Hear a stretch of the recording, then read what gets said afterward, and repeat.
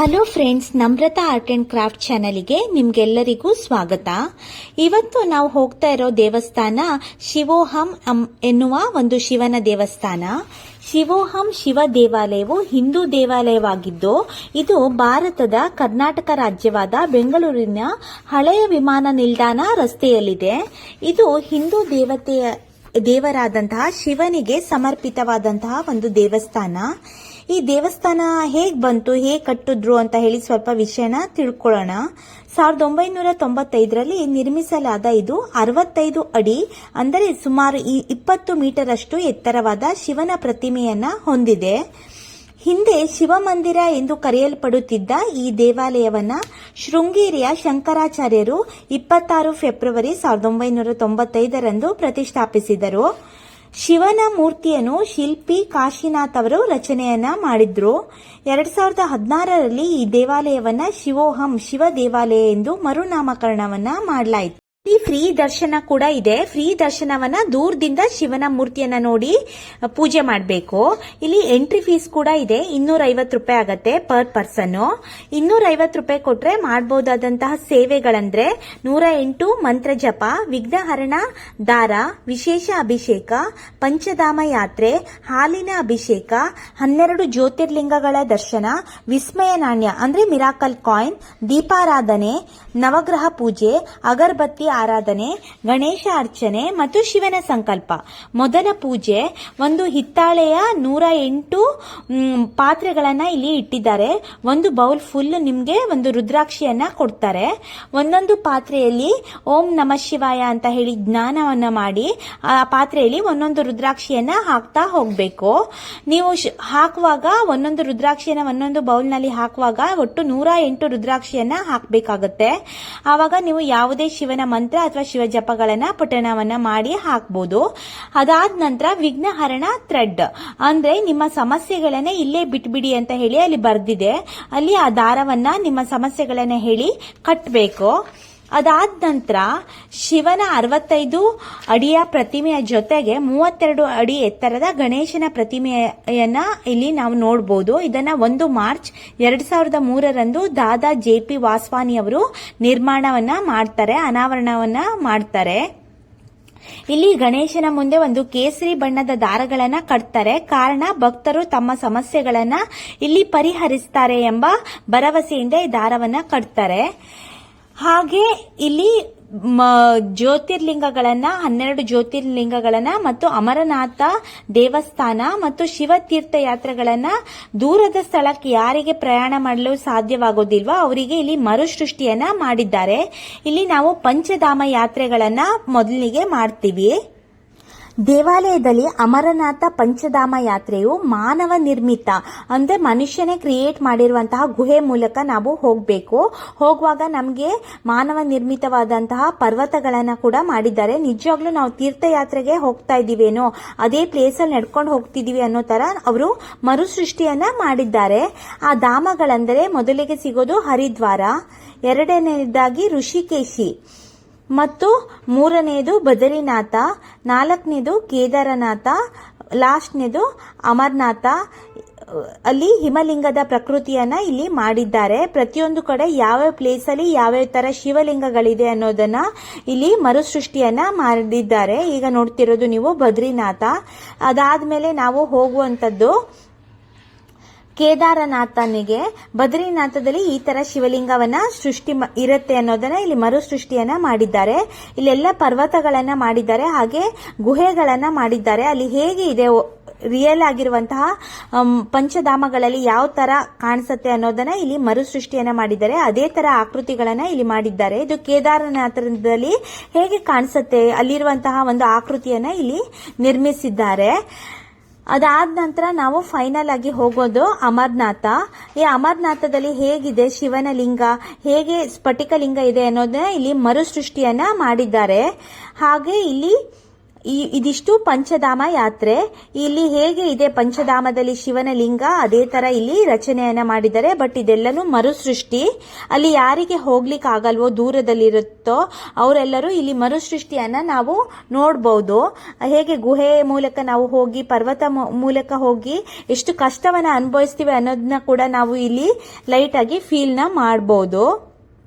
ಚಿಕ್ಕ ಮಕ್ಕಳಿಗಂತೂ ಒಂದು ಒಳ್ಳೆ ಪಿಕ್ನಿಕ್ ಸ್ಪಾಟು ಕೂಡ. ಈ ತರ ರಚನೆಗಳಿರುತ್ತಾ ಹರಿದ್ವಾರ, ಋಷಿಕೇಶ, ಬದ್ರಿನಾಥ, ಕೇದಾರ್ನಾಥ, ಅಮರನಾಥ ಅನ್ನೋದನ್ನ ನಾವು ತಿಳಿಸ್ಕೊಡ್ಬೋದು. 5 ಪವಿತ್ರ ಧಾಮಗಳಾದಂತಹ ಹರಿದ್ವಾರ, ಋಷಿಕೇಶ, ಬದರಿನಾಥ, ಕೇದಾರನಾಥ ಮತ್ತು ಅಮರನಾಥ್. ಈ ಅಮರನಾಥದಲ್ಲಿ ಹಿಮಲಿಂಗದ ಪ್ರತಿಕೃತಿಯನ್ನ ರಚನೆ ಮಾಡಲಾಗಿದೆ. ಇದೆಲ್ಲರ ದರ್ಶನವನ್ನ ಮಾಡಿಕೊಂಡು ನಾವು ಹೊರಗಡೆ ಹೋಗ್ತಾ ಇರೋ ಹಾಗೆ ನಮಗೆ ಹಾಲಿನ ಅಭಿಷೇಕ, ಅಂದ್ರೆ ನಮಗೆ 5ನೇ ಪೂಜೆ ಆದಂತಹ ಹಾಲಿನ ಅಭಿಷೇಕವನ್ನ ಮಾಡಬಹುದು. ಈ ಹಾಲಿನ ಅಭಿಷೇಕ ಮಾಡ್ಲಿಕ್ಕೆ ಅಲ್ಲೊಬ್ರು ಅರ್ಚಕರು ಇರ್ತಾರೆ. ಅವ್ರ ಹತ್ರ ನಿಮ್ದ ರಾಶಿ, ಗೋತ್ರ ಮತ್ತು ನಿಮ್ಮ ಸಮಸ್ಯೆಗಳನ್ನ ಹೇಳಿದ್ರೆ ಅವರು ಒಂದು ಲೋಟದಲ್ಲಿ ಒಂದು ಹಾಲನ್ನ ಕೊಡ್ತಾರೆ. ಅದನ್ನ ನಿಮ್ಮ ಮನಸ್ಸಿನಲ್ಲಿರುವ ಸಮಸ್ಯೆಗಳನ್ನ ಹೇಳ್ಕೊಂಡು ಈ ಪಂಚಯಾತ್ರೆ ಧಾಮಗಳನ್ನ ಮುಗಿಸಿದ ನಂತರ ಆ ದೇವರಿಗೆ ಅಭಿಷೇಕವನ್ನ ಮಾಡಬೇಕು. ಅದನ್ನ ನಮ್ಮ ಕೈಲೇ ಮಾಡಿಸ್ತಾರೆ ಅವರು. ಅದಾದ್ಮೇಲೆ ನಮಗೆ ಒಂದು ಕಾಯಿನ್ ಅನ್ನ ಕೊಡ್ತಾರೆ. ಆ ಕಾಯಿನ್ ಅನ್ನ ಮನ್ಸ್ನಲ್ಲೇ ಹೇಳ್ಕೋಬೇಕು. ಅದನ್ನ ಮಿರಾಕಲ್ ಕಾಯಿನ್ ಅಂತ ಹೇಳ್ತಾರೆ. ಆ ಮಿರಾಕಲ್ ಕಾಯಿನ್ ಕೊಟ್ಟಾಗ ನಮಗೆ ಅವರು ನಿಮ್ಮ ಮನ್ಸ್ನಲ್ಲಿ ಏನಿದೆಯೋ ಅದನ್ನ ಹೇಳ್ಬಿಟ್ಟು ಅಲ್ಲೊಂದು ತಟ್ಟೆಯನ್ನ ಇಟ್ಟಿದ್ದಾರೆ, ಯೆಲ್ಲೋ ಕಲರ್ ತಟ್ಟೆ. ಅದ್ರ ಮೇಲೆ ಎಸಿರಿ ಅಂತ ಹೇಳ್ತಾರೆ. ಹಿಂದಿನ ಕಾಲದಲ್ಲಿ ನೀರ್ಗಳಿಗೆಲ್ಲ ನಾಣ್ಯಗಳನ್ನ ಎಸಿರಿ ಅಂತ ಹೇಳ್ತಿದ್ರು. ಅದೇ ತರ ಇಲ್ಲಿ ಒಂದು ಕಾಯಿನ್ ಅನ್ನ ಕೊಡ್ತಾರೆ, ಹಿತ್ತಾಳೆ ಅಥವಾ ತಾಮ್ರದ ಕಾಯಿನ್. ಆ ಕಾಯಿನ್ ಅನ್ನ ಅಲ್ಲಿ ನಾವು ಎಸಿಬೇಕು. ಅದಾದ ನಂತರ ಒಂದು ಸಣ್ಣ ದೀಪವನ್ನ ಕೊಡ್ತಾರೆ. ಅದಕ್ಕೆ ಅಲ್ಲಿ ಹಚ್ಚಿ ಅದನ್ನ ನೀರಿನಲ್ಲಿ ತೇಲ್ ಬಿಡ್ತಾರೆ. ಸೇಮ್ ನಾವು ಕಾಶಿ, ದ್ವಾರಕಾ, ಗಯಾ ಅಲ್ಲೆಲ್ಲ ಹೋದ್ರೆ ಅಲ್ಲಿ ದೀಪಾರಾಧನೆ ಮಾಡ್ತಾರೆ. ಸಂಜೆ ಮುಂಚೆ ನೀರಲ್ಲಿ ತೇಲ್ ಬಿಡ್ತಾರೆ. ಅದೇ ತರ ಇಲ್ಲಿ ದೀಪವನ್ನ ಹಚ್ಚಿ ನಮ್ಮ ಕೈಯಿಂದನೇ ನಾವು ನೀರಲ್ಲಿ ತೇಲಿ ಬಿಡ್ಬೋದು. ಹಾಗೆ ಶಿವನ ಹತ್ತಿರದಲ್ಲಿ ಹೋಗಿ ನಮಗೆ ದರ್ಶನವನ್ನ ಮಾಡಬಹುದು. ಅದಾದ ನಂತರ ನಾವು ಎಂಟ್ರಿ ಕೊಡದೆ 12 ಜ್ಯೋತಿರ್ಲಿಂಗಗಳನ್ನ ನೋಡ್ಲಿಕ್ಕೆ, ಅದ್ರ ಮೊದಲು ಗಣಪತಿಗೆ ನಮಸ್ಕರಿಸಿ ನಾವು ಜ್ಯೋತಿರ್ಲಿಂಗವನ್ನ ನೋಡ್ಲಿಕ್ಕೆ ಗುಹೆಯ ಮೂಲಕ ಹೋದ್ವಿ. ಇಲ್ಲೂ ಕೂಡ ಇಲ್ಲಿ ನಮಗೆ ಮೊದಲು ಸಿಕ್ಕಿದ್ದು ಮಹಾಕಾಳೇಶ್ವರ ದೇವರು. ಇದು ಉಜ್ಜಯಿನಿಯಲ್ಲಿದ್ದು ಇದು ಮಧ್ಯಪ್ರದೇಶದಲ್ಲಿ ನೆಲೆಗೊಂಡಿದೆ. ಅದಾದ ನಂತರ ನಮಗೆ 2ನೇ ದರ್ಶನ ಯಾವ ದೇವ್ರದ್ದು ಅಂತ ಹೇಳಿದ್ರೆ ನಮಗೆ ಕಾಶಿ ವಿಶ್ವನಾಥ. ಇದು ವಾರಣಾಸಿಯಲ್ಲಿದ್ದು ಉತ್ತರ ಪ್ರದೇಶದಲ್ಲಿ ನೆಲೆಗೊಂಡಿದೆ. ಅಲ್ಲಿ ಯಾವ ತರ ಕಾಣಿಸುತ್ತೆ ಅನ್ನೋದನ್ನ ವಿಶ್ವನಾಥನನ್ನ ಇಲ್ಲಿ ಮರುಸೃಷ್ಟಿಯನ್ನ ಮಾಡಿದ್ದಾರೆ. ಉತ್ತರ ಪ್ರದೇಶಕ್ಕೆ ಹೋಗಿ ನೋಡುವಂತಹ ವಿಶ್ವನಾಥನ ಇಲ್ಲಿ ಮರುಸೃಷ್ಟಿಯನ್ನ ಮಾಡಿದ್ದಾರೆ. ನಂತರ ನಾವು ಹಾಗೆ ಗುಹೆ ಮೂಲಕ ನಡ್ಕೊಂತಾ ಹೋದ್ವಿ. ಅಲ್ಲಿ ನಮಗೆ ಸಿಕ್ಕಿದ್ದು ಮಲ್ಲಿಕಾರ್ಜುನ. ಇದು ಶ್ರೀಶೈಲಂನಲ್ಲಿದ್ದು ಆಂಧ್ರ ಪ್ರದೇಶದಲ್ಲಿದೆ. ಶ್ರೀಶೈಲಂನಲ್ಲಿ ಹೇಗೆ ಕಾಣುತ್ತೆ ಅನ್ನೋದನ್ನ ಇಲ್ಲಿ ಮರುಸೃಷ್ಟಿಯನ್ನ ನಾವು ಇಲ್ಲಿ ನೋಡಬಹುದು. ಅದಾದ ನಂತರ ನಾವು ಹೋಗಿದ್ದು ಮಲ್ಲಿಕಾರ್ಜುನ. ಈ ಮಲ್ಲಿಕಾರ್ಜುನ ಶ್ರೀಶೈಲಂ ಆಂಧ್ರ ಪ್ರದೇಶದಲ್ಲಿ ಇದೆ. ಈ ತರ ರಚನೆಯಲ್ಲಿ ನಾವು ಕಾಣಬಹುದು. ನೆಕ್ಸ್ಟ್ ನಾವು ಹೋಗಿದ್ದು ನಾಗೇಶ್ವರ. ಇದು ಗೋಮಾಲೆ, ದ್ವಾರಕಾ, ಗುಜರಾತ್ ನಲ್ಲಿ ನೆಲೆಗೊಂಡಿದೆ. ಈ ತರ ಅಲ್ಲಿ ಇದೆ ಅಂತ ಹೇಳ್ಬಿಟ್ಟು ಇಲ್ಲಿ ಮರುಸೃಷ್ಟಿಯನ್ನ ಮಾಡಿದ್ದಾರೆ. ಅದಾದ್ಮೇಲೆ ನಾವು ಹಾಗೆ ಹೋದಾಗ ಗುಹೆ ಮೂಲಕ ನಮಗೆ ನೆಕ್ಸ್ಟ್ ಕಾಣಿಸಿದ್ದು ಈ ತರ ಒಂದು ನಾರದನ ಪ್ರತಿಮೆಯನ್ನ ಸಹ ಇಲ್ಲಿ ರಚನೆಯನ್ನ ಮಾಡಿದ್ದಾರೆ.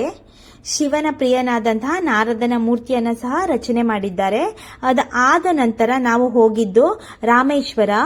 ಈ ರಾಮೇಶ್ವರದಲ್ಲಿ ಯಾವ ತರ ಶಿವನ ಲಿಂಗ ಇದೆ ಅಂತ ಹೇಳ್ಬಿಟ್ಟು ತೋರಿಸಿದ್ದಾರೆ. ಇದು ತಮಿಳುನಾಡಿನಲ್ಲಿ ಇರುವಂತಹ ರಾಮೇಶ್ವರಂ. ಇದು ರಾಜೇಶ್ವರಂ ಅನ್ನೋ ಪ್ಲೇಸ್ ನಲ್ಲಿ ನೆಲೆಗೊಂಡಿದೆ. ಇದಾದ ನಂತರ ನಾವು ಗುಹೆ ಮೂಲಕ ಹಾಗೆ ನಡ್ಕೊಂಡು ಹೋಗ್ತಾ ಇದ್ರೆ ಒಂದು ಶಿವ ಕಣ್ ಬಿಟ್ಟಿರುವಂತ ರಚನೆಯನ್ನ ಮಾಡಿದ್ದಾರೆ. ಅದ್ರ ಎದುರುಗಡೆ ಸೋಮನಾಥ. ಈ ಸೋಮನಾಥ ರಾಜ್ಕೋಟ್ ಎಂಬ ಪ್ಲೇಸ್ ನಲ್ಲಿ ಗುಜರಾತ್ ನಲ್ಲಿ ನೆಲೆಗೊಂಡಿರುವಂತಹ ಶಿವನ ಲಿಂಗ. ಅಲ್ಲಿ ಈ ತರ ಶಿವನ ಜ್ಯೋತಿರ್ಲಿಂಗವನ್ನ ನಾವು ದರ್ಶನವನ್ನ ಮಾಡಬಹುದು ಅಂತ ಇಲ್ಲಿ ತೋರಿಸಿದ್ದಾರೆ. ಗ್ರೀಷ್ಣೇಶ್ವರ. ಇದು ಎಲ್ಲೋರ ಗುಹೆಯಲ್ಲಿದ್ದು ಇದು ಮಹಾರಾಷ್ಟ್ರಕ್ಕೆ ಸೇರಲ್ಪಟ್ಟಿದೆ. ಅಲ್ಲಿ ಈ ತರ ರಚನೆಯನ್ನ ಹೊಂದಿದೆ ಅಂತ ಹೇಳ್ಬಿಟ್ಟು ತೋರಿಸಿದ್ದಾರೆ. ಅದಾದ ನಂತರ ಒಂದು ದೊಡ್ಡ ಶಿವನ ಪ್ರತಿಮೆಯನ್ನ ಮಾಡಿದ್ದಾರೆ. ಇದನ್ನ ನೋಡಿದ್ರೆ ನಿಜವಾಗ್ಲೂ ಶಿವನೇ ಅಲ್ಲಿ ನಿಂತಿದ್ದಾನೇನೋ ಅಂತ ಹೇಳ್ಬಿಟ್ಟು ಅನ್ಸತ್ತೆ. ಅದಾದ ತಕ್ಷಣ ನೆಕ್ಸ್ಟ್ ನಾವು ಹೋಗಿದ್ದು ವೈದ್ಯನಾಥ. ಇದು ಜಾರ್ಖಂಡ್ ನಲ್ಲಿ ನಾವು ಈ ತರ ಪ್ರತಿಮೆಯನ್ನ ಕಾಣಬಹುದು. ಇದಾದ್ಮೇಲೆ ಮತ್ತೆ ನಾವು ಗುಹೆ ಮೂಲಕ ಹೋಗಬೇಕು. ಒಂದು ಚಿಕ್ಕದಾದ ದಾರಿಯನ್ನ ಮಾಡಿದ್ದಾರೆ.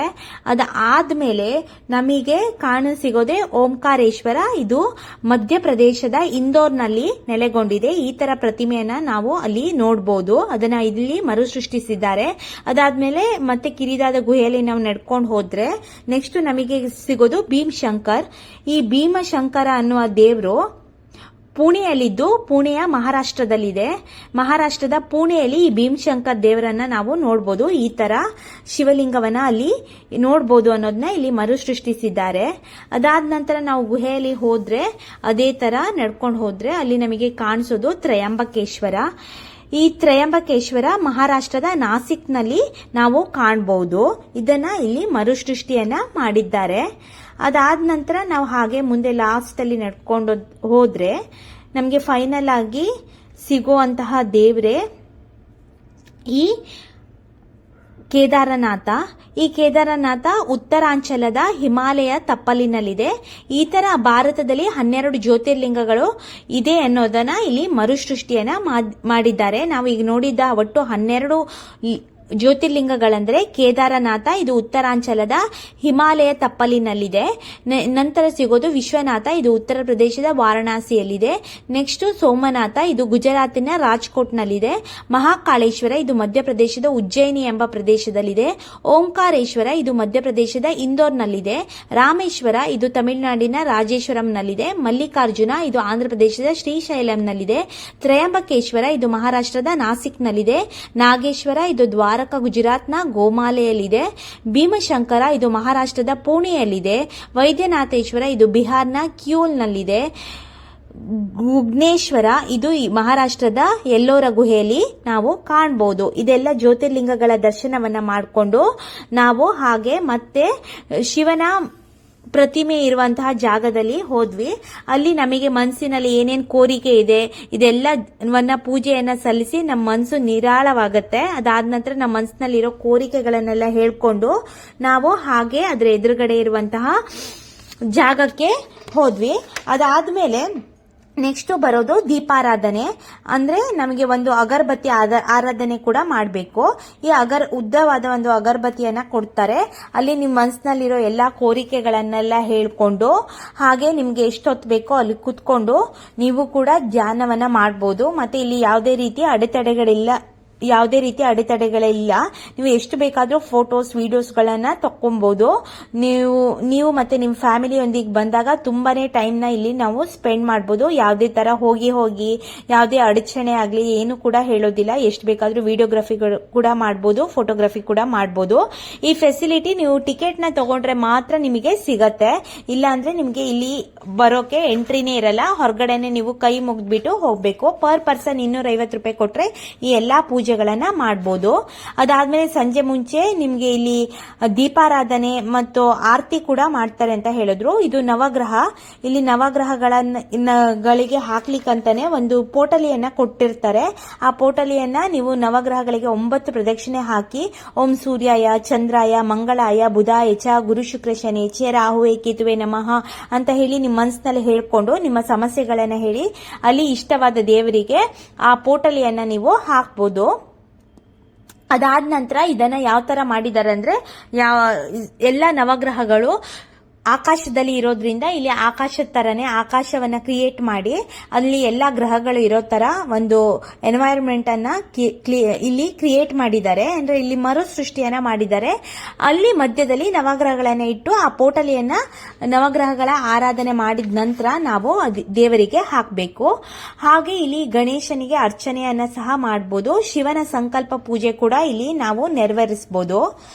ಇಲ್ಲಿ ತುಂಬಾ ಪ್ರತಿಯೊಂದು ಪೂಜೆಯ ಕಡೆಗೆ ಒಬ್ಬೊಬ್ಬ ಅರ್ಚಕರಿದ್ದಾರೆ. ಅಲ್ಲಿ ನೀವು ಶಿವಾರಾಧನೆ ಮತ್ತು ಎಲ್ಲಾ ಗಣೇಶನ ಅರ್ಚನೆಗಳನ್ನ ಸಲ್ಲಿಸಿ ಪೂಜೆಗಳನ್ನ ಕೂಡ ನೀವು ನೆರವೇರಿಸಬಹುದು. ಅದಾದ್ಮೇಲೆ ನಾವು ಹೊರಗಡೆ ಬಂದ್ರೆ ಈ ತರ ಶಾಪಿಂಗ್ ಮಾಲ್ಗಳು ಆ ತರ ಇದೆ. ಇಲ್ಲಿ ಒಂದು ಕಾರ್ಗಳ ವ್ಯವಸ್ಥೆ ಕೂಡ ಇದೆ ಮಕ್ಕಳಿಗೆ ಸ್ವಲ್ಪ ಬ್ಯುಸಿ ಆಗಿರ್ಲಿಕ್ಕೆ. ಇಲ್ಲಾಂದ್ರೆ ಮಕ್ಕಳುಗಳು ತುಂಬಾ ತೊಂದರೆಗಳನ್ನ ಕೊಡ್ತಾ ಇದ್ರೆ ಇಲ್ಲಿ ಬರೀ 20 ರೂಪಾಯಿ ಆ ತರ ಇದೆ. 20 ರೂಪಾಯಿ ಟಿಕೆಟ್ ನ ನೀವು ತಗೊಂಡ್ರೆ ಒಂದು ಕಾಯಿನ್ ಅನ್ನ ಕೊಡ್ತಾರೆ. ಅದನ್ನ ಕಾರ್ ಒಳಗೆ ಹಾಕಿದ ತಕ್ಷಣ ಈ ತರ ಡ್ಯಾನ್ಸ್ ಮಾಡಿ ಈ ತರ ಕಾರು ಶೇಕ್ ಆಗ್ಲಿಕ್ಕೆ ಸ್ಟಾರ್ಟ್ ಆಗುತ್ತೆ. ಮಕ್ಕಳಿಗೆ ಒಂದು ಸ್ವಲ್ಪ ಖುಷಿ ಆಗುತ್ತೆ ಮತ್ತೆ ರಿಲ್ಯಾಕ್ಸ್ ಕೂಡ ಆಗುತ್ತೆ. ನೀವು ಮತ್ತೆ ನಿಮ್ಮ ಫ್ಯಾಮಿಲಿ ಮತ್ತು ಮಕ್ಕಳಿದ್ರೆ ದಯವಿಟ್ಟು ಒಮ್ಮೆ ಈ ದೇವಸ್ಥಾನಕ್ಕೆ ಭೇಟಿ ಕೊಡಿ. ಮತ್ತೆ ಇಲ್ಲಿ ತುಂಬಾನೇ ಆಕ್ಟಿವಿಟಿ ಇರೋದ್ರಿಂದ ಮಕ್ಕಳಿಗಾಗ್ಲಿ ಯಾರಿಗೇ ಆಗ್ಲಿ ಸ್ವಲ್ಪನೂ ಬೇಜಾರಾಗೋದಿಲ್ಲ. ನಾನು ಇಲ್ಲಿ ಬಂದಿದ್ದ ಸಲುವಾಗಿ ಒಂದು ಮ್ಯಾಗ್ನೆಟ್ ಅನ್ನ ಪರ್ಚೇಸ್ ಮಾಡಿದೆ ಇಲ್ಲಿ ಬಂದಿದ್ದ ಮೆಮೊರೀಸ್ಗೋಸ್ಕರ. ಅದಾದ್ಮೇಲೆ ನಿಮ್ಗೆ ಈ ಮಾಹಿತಿ ಎಲ್ಲ ಇಷ್ಟ ಆದ್ರೆ ಪ್ಲೀಸ್ ಲೈಕ್ ಮಾಡಿ, ಶೇರ್ ಮಾಡಿ, ಸಬ್ಸ್ಕ್ರೈಬ್ ಮಾಡಿ. ಲಾಸ್ಟ್ಗೆ ಹೋಗುವಾಗ ಧನ್ಯವಾದಗಳು. ದಯವಿಟ್ಟು ಮತ್ತೆ ಬನ್ನಿ. ದೇವರು ನಿಮ್ಮನ್ನು ಸದಾ ಆಶೀರ್ವದಿಸಲಿ ಅಂತ ಬರ್ದಿದ್ದಾರೆ. Thank you.